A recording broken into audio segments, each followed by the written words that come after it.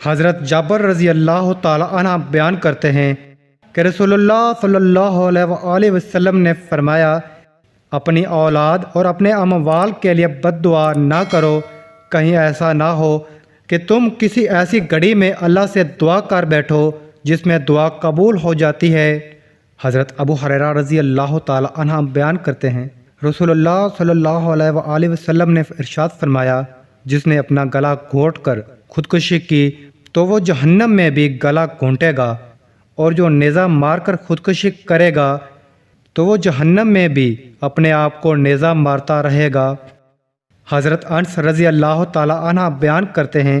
ایک آدمی نے عرض کیا، اللہ کے رسول، میں سورہ اخلاص سے محبت کرتا ہوں۔ آپ نے فرمایا، بے شک تمہاری اس سے محبت ہی تمہیں جنت میں لے جائے گی۔ حضرت ابو سعید خدری رضی اللہ تعالی عنہ بیان کرتے ہیں، رسول اللہ صلی اللہ علیہ وآلہ وسلم نے فرمایا، مؤذن کی آواز کو جن و انس اور دوسری چیزیں بھی سنتی ہیں، وہ سب قیامت کے دن اس کے حق میں گواہی دیں گی۔